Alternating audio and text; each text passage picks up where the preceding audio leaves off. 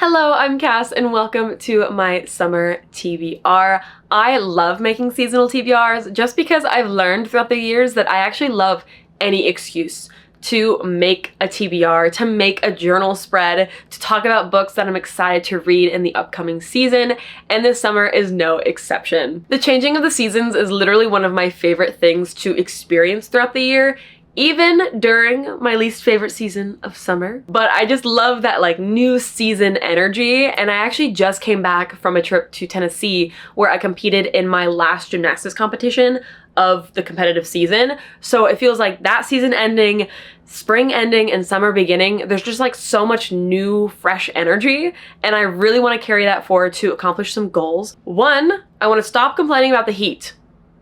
We'll see. Two, I want to partake in Summerween for the very first time, which is so exciting, and I'm actually going to Katie's to experience Summerween, and I don't think there's any other place that I would want to experience Summerween than with my best friend who just lives and breathes Halloween, and especially Summerween. And three, I wanted to do a little bit of a wardrobe refresh. And thanks to the sponsor of today's video, Quince, that last goal has been accomplished, so y'all will have to keep me on track about not complaining about the heat. Quince was kind enough to send me some pieces for summer, and I already know that y'all will see me wearing these non-stop. I picked out a few lightweight staples that are perfect for hot weather and that make me look put together without too much effort. But I also grabbed some of their cozy sweats and lounge pieces because if we're being honest, most of my reading is done curled up in bed, and I do love to make my AC work overtime in the summer. What I love most about Quince is their focus on quality. They use materials such as European linen and organic cotton that not only look really good, but are also super comfortable to wear and are able to withstand the test of time, which is very important for me since I so seldom refresh my wardrobe and I travel so much. So having some staples that I can take with me are essential. If you also are looking to refresh your wardrobe this summer, I will have links to all of the pieces I showed in the description box below, and new customers can save $20 off their first order by signing up for their email list. I want to thank Quince once again for sponsoring this video, and of course I want to thank all of you for constantly supporting me and my channel.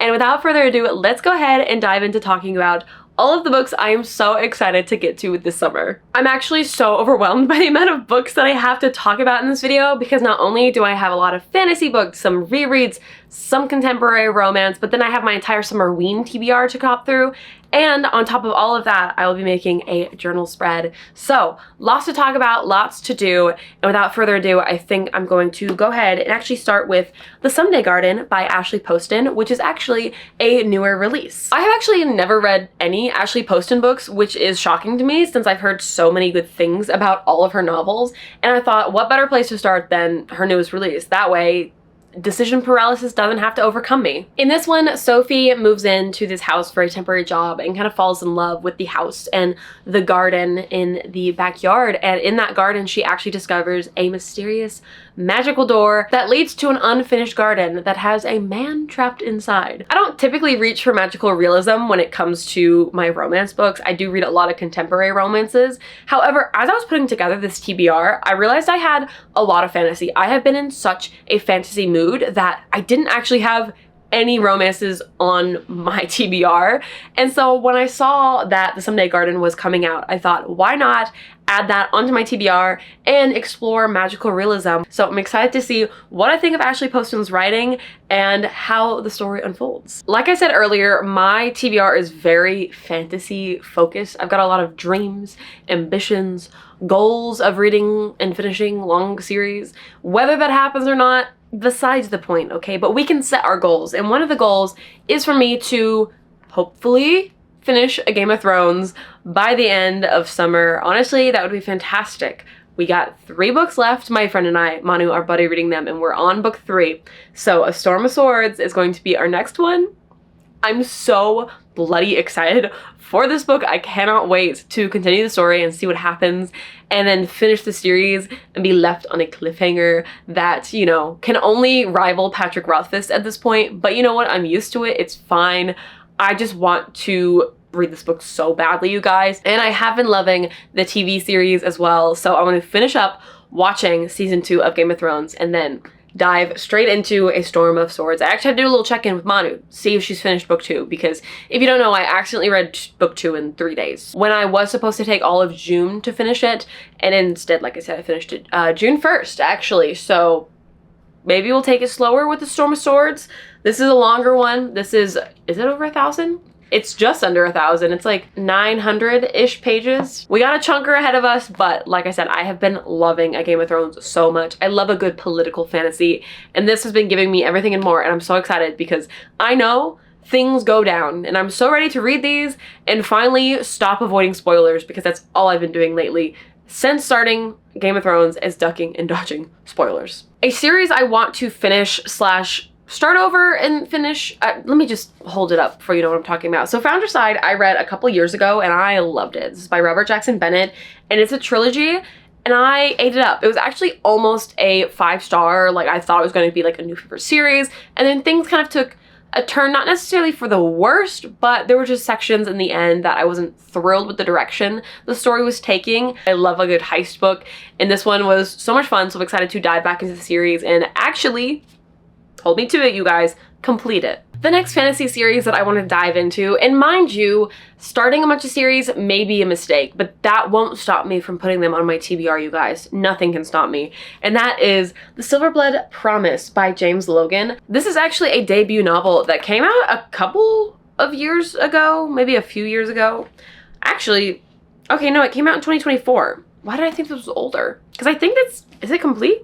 I don't actually know. I've heard really good things about this being a high fantasy debut. We are following Lucan, who kind of dropped out of academy and threw his life away, but then his estranged father is murdered, and that kind of gives him the will to go on to discover what happened to him, and that leads him to the city called Saffrona.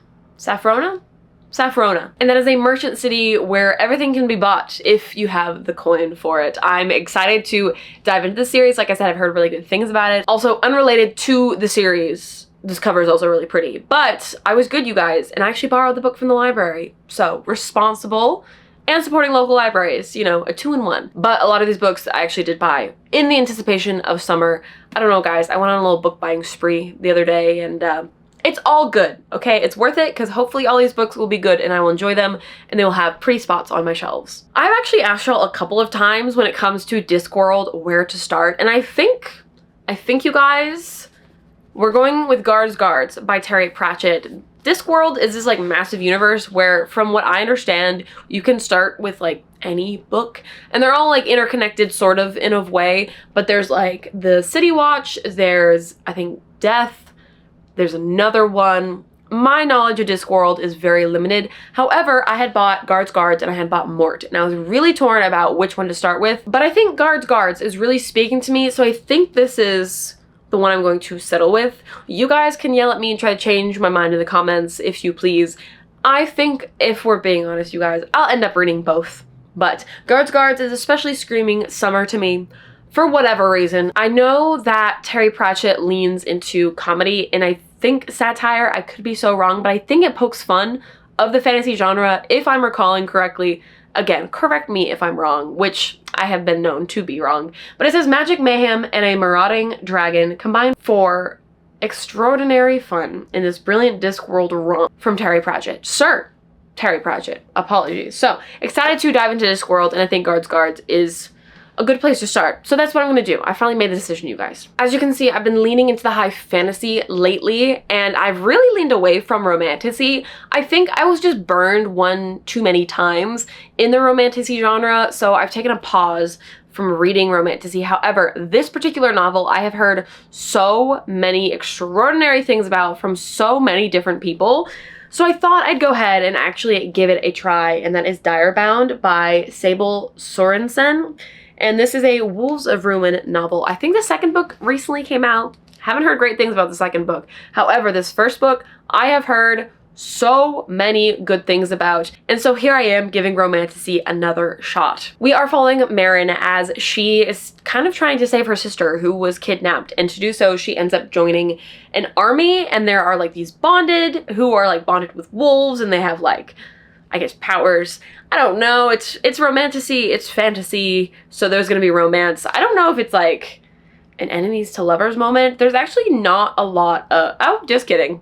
It's her instructor, her cold and beautiful instructor. So she's at an academy she joined the army, I guess, to be able to cross the border to save her sister. So she's at an academy kind of training to become a warrior, to be able to also save her sister. But, you know, her instructor's hot. So, you know, classic romantasy, love to see it. And I'm keen to see how I will feel about the wolf situation. I'm not really one for werewolves or like paranormal romance things like this. Obviously, they're not like shapeshifters. I could be so wrong. But what I'm gathering, they're not shapeshifters. They're just like bonded with wolves. We'll see. We'll see how I feel, but I'm excited regardless. And like I said, so many people have told me to pick up this book and that I would enjoy it, and it's really good. So here I am, picking up Direbound. Before we talk about any more books, I actually want to take a brief intermission to do some journaling. I love putting together journal spreads for you guys, and I've been trying really hard to incorporate more journaling into my videos, as y'all seem to enjoy that. So let's go ahead, do some journaling, and then I will come back and speak about the rest of my TBR and my Summerween TBR as well.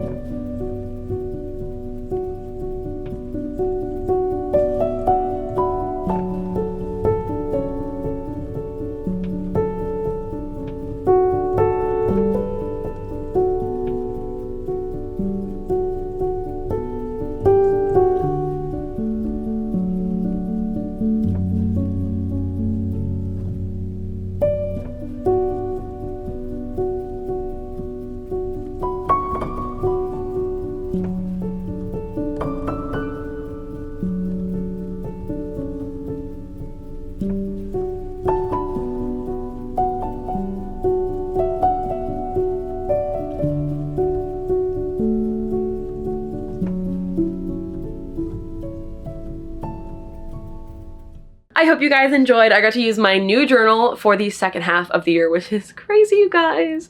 How are we halfway through the year? I don't know. I really don't know. I'm kind of torn about this spread, you guys. I kind of like it, but I also kind of don't like it. But overall, you know what? The book covers are pretty. It does its job of showing you all the books that I want to read. So you got a little bit of a sneak preview of the rest of my TBR. So let's go ahead and actually finish talking through all the books I want to read this summer, and then we'll get into my Summerween TBR, like I said. This next book is so outside of what I typically reach for, but I feel like I may enjoy it, and that is Ode to the Half-Broken. This is a sci-fi described, and I quote, as hope punk whatever that means, about a reclusive robot named Bee who survived the apocalypse and has been living in the New York Botanical Gardens. And it's kind of about resilience and also kind of coming to terms with your past self.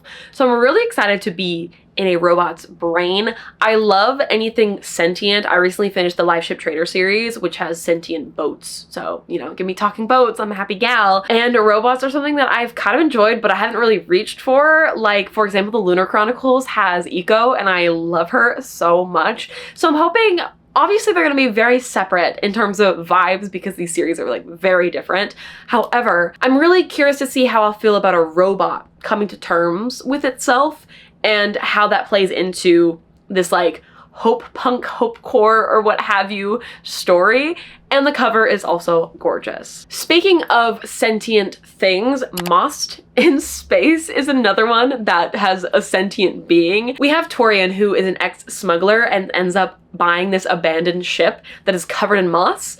But the moss is sentient, you guys. We have sentient robots, we got sentient moss. I'm just in my sentient sci-fi era. Sorry, that is so stupid. However, hopefully this book will not be stupid. It is an upcoming release. It had me at the title, you guys. I just love a silly, goofy little fun title. And Moss in Space, just so good. And of course, the Moss is snarky and has abandonment issues. So excited to dive into Torian and this Moss's relationship or friendship, or kind of like how they, I guess, coexist, because, you know, it's Torian's ship and the Moss, I guess, can't really move on from the ship. So really excited for this one. It's such a unique concept, and I'm really, like I said, excited to see what I think about it. Honestly, this next one I debated putting on my TBR because one of my guilty pleasures is reading Formula One romance books. And so I put Paddock Club on my list of books I want to read this summer. Slipstream was actually the only Formula One book, romance book, or what have you that I read that I actually enjoyed. So I was really excited to see what the author came up with next. So we have a fashion influencer on a secret mission to destroy a driver's reputation, but she may end up falling for his rival. Guys, it is just ridiculous, but I'm so here for it. Like I said, the Formula One books are absolutely a guilty pleasure. I'm not expecting these to become like a favorite that is like a staple that I want to recommend to everyone. It is just me showing you that, you know what, you don't have to always read good books, guys. You can read books that you maybe find a little silly, goofy, and just have a fun time with. So I think that's what Paddock Club is going to be, because already it sounds ridiculous, but I'm just so excited to read more. I've actually watched 2 races this entire season, and we are over halfway through the season. I am so behind on races, mostly because I keep seeing that Mercedes is winning, and I am a Verstappen Piastri fan, so every time I see a Mercedes driver winning, it just makes my motivation to catch up on the races even lower. But we'll get back to it, guys. Okay, I still love Formula One. This season has been a little different, okay? But we're gonna move on before I talk any more about Formula One to another upcoming release, which is Pirate Queen. This is by Errol Lahan, and it is a historical fiction about the Irish captain Grace O'Malley. And I love a good pirate book. And while I haven't read anything from this author previously, it is apparently a very highly anticipated release for many people, and there has been many, many good things said about this kind of retelling and story about Grace O'Malley, and I love a badass pirate queen. So I am so keen to read about this book. I love a good pirate book. Like I said earlier, I finished the Live Ship Trader series, and I have been dying to dive into more books set on boats, more books with pirates, and also female badass main characters, and Pirate Queen seems to fit the box on all of those things. So I already have it requested from the library, but it comes out beginning of September. So I'll have a couple weeks before fall begins to actually pick up and read this novel, and I'm so excited, you guys. I was really torn about picking up this next one, but I ended up grabbing it from the library, and that is Brigands and Bread Knives. I didn't love the second one. I definitely loved the first one, and I read that so many years ago. Come to think of it, like, it feels like eons ago since I read the first one, but I do remember loving Fern as a character. So when I heard this third book followed Fern, I knew I had to pick it up. So I went ahead and grabbed the copy from the library, and I'm so excited to dive into this one. It's a nice cozy fantasy series, and I feel like Travis Baldree really was the person who kind of thrust cozy fantasy into the limelight, if you will, and since then we've had a lot of cozy fantasies come out. So it'll be nice to kind of return to someone who made the genre what it is, I would say. Obviously, he didn't invent cozy fantasy. However, there was a big boom in popularity after Legends and Lattes came out. So excited to dive back into the universe. It's been a couple years since I've obviously been in this world, so I'm very excited to reacquaint myself with some of these characters, especially Fern. I realized I actually put 2 Robert Jackson Bennett books on my TBR, but you know what? It's fine, okay? I really want to finish Founderside, so no one has to stay on there. But why not put the Tainted Cup on here, even though this does not scream summer at all? But for some reason, I'm really craving a variety of books this summer. So a nice mystery novel, I thought I'd go ahead and plop it on. I've heard very, very mixed things about this series, but a lot of people say it does have that classic, like, Watson and Holmes companionship between the 2 characters, and I just am curious about what I'll think about mysteries. I can't think of the last mystery that I read, unless you count Veronica Speedwell, which hardly counts, you guys, since that one really does lean more romance. There just happens to be mystery as the backdrop of Veronica and Stoker's romance. However, this one definitely leans more classic mystery from what I've heard, and I've heard the series gets crazier and crazier as it goes on, and I'm just, like I said, I don't really read mysteries, but I really wanted a good variety of books to try to reach for this summer, and this TBR is so outside the realm of what I typically do, but I don't know, guys. Okay, something overcame me. This TBR is not at all what I expected when I sat down to actually like think of books that I wanted to reach for this summer, but I don't know why this summer is so different from previous summers, because summer usually is my season of slump. Okay, I get into the worst reading slump ever, and I just don't reach for books. But again, I know summer just started, you guys. We're like a few days in. However, I don't know. The energy about this summer feels so different, and it just has me so excited to try out so many books. From, you know, the mysteries, the sci-fis, the fantasies, the romanticities, like all of the things. I'm just excited to read the books. And maybe that has to do with the fact that, like I said, I'm participating in Summerween for the very first time. I will briefly talk through my Summerween TBR. I don't want to get too in-depth with all of these books, since I will have a full-length vlog about my experience of partaking in Summerween. And if you don't know, Summerween is a readathon hosted by Gabby Reads. I will leave her video talking about the readathon in the description in case you want to participate as well. Come join me for my first year. If you know anything about me, you know that Halloween is not really my favorite holiday. I've become a fan of Halloween in proxy because my best friend is obsessed with Halloween, and I just don't like scary things, you guys, which is Halloween in a nutshell. I don't like scary things. I don't like thrillers. I don't like slashers. I like not being scared. Okay? Life is scary enough. I don't need other things scaring me. But I thought I would try my best this Summerween to experience some newer genres, and one of those books being Japanese Gothic. This is a horror novel. I am scared, yes. However, it feels like a tame horror novel, from what I can understand. Also, the cover is really cool, so that's another thing going for it. This takes place in a dual timeline, so it takes place in October of 2026, and Lee Turner doesn't remember how or why he killed his college roommate.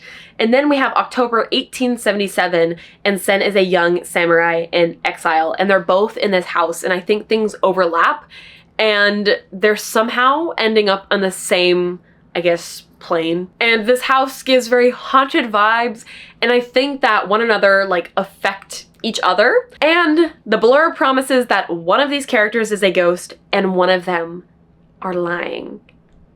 Honestly, it doesn't feel horror in the blurb at all. I'm like, oh, this is like an interesting mystery with maybe some like thriller aspects to it. However, it is a horror book. We'll see how that goes, okay? It is, I think, going to be my first ever horror novel, okay?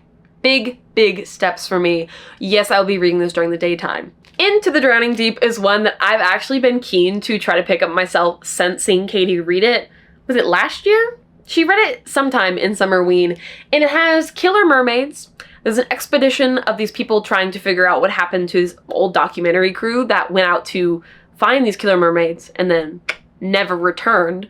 And so naturally you send out another crew to discover what happened to the previous crew and also maybe discover the killer mermaids along the way.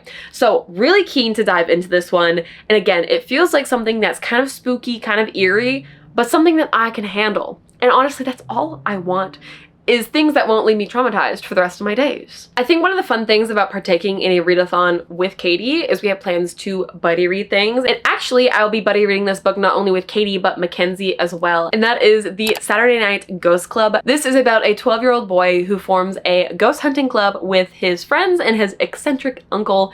And I guess they hunt some ghosts. There's not really much that the blurb gives you other than that. I'm excited to read it. I love a good buddy read, and the fact that we'll be all like reading it probably at the same time or the same day. Probably not the same time, actually. I'm supposed to be borrowing Katie's copy. But reading a book and then being able to almost immediately discuss it with people is just so fun. So I cannot wait to hear Katie and Mackenzie's thoughts on this book and to, of course, read it with them during Summerween. The next book on my TBR is Ocean of Ink by A.R. Conwell. This book isn't necessarily like a horror or a thriller or anything like that. It is actually a romantasy book set at an academy. However, murder is afoot. And I thought that kind of lended well into the Summerween vibes. It says, a deadly forest surrounds the dark halls of the exclusive university, but the competitive, bloodthirsty students might be more vicious than the nightmarish creatures that haunt the woods. See? It's giving Summerween, guys. Trust me. And the last book on my Summerween TBR is one that I'm actually the most excited about, and that is Scythe and Pen. Vampires and jazz. Need I say more? Actually, I can say more. Get this. 1920s. Jazz age with a vampire politician. Stop it. Stop it right now. Why does that sound so fun? How are people so creative? So not only is Demetrius trying to hunt a serial killer, he is also fighting for civil rights and legislation. And you know what? It sounds like Demetrius has his plate full. It's also described as like a thriller and dark fantasy, so I guess it's a little more dark and like gothic, which is why it gave me Summerween vibes. And I'm so excited for this book. This was the book that actually kickstarted my desire to partake in Summerween. So here we are, partaking in Summerween. And that wraps up all of the books that I want to get to this summer. Obviously, there are many, many more that I would love to get to. New releases and books already on my shelf I would love to get through. And of course, I will be doing my TBR jars as well. So I'll probably be picking up some unexpected novels as well. But these are some priorities that I would love to complete this summer. I would love to, of course, hear books that you guys have on your summer TBR, maybe books on my summer TBR that I should prioritize that y'all really enjoyed. Please, please let me know. Thank you once again to Quince for sponsoring this video, and of course, thank you all so much for watching, and I do really hope to see you in my next one. Doodles!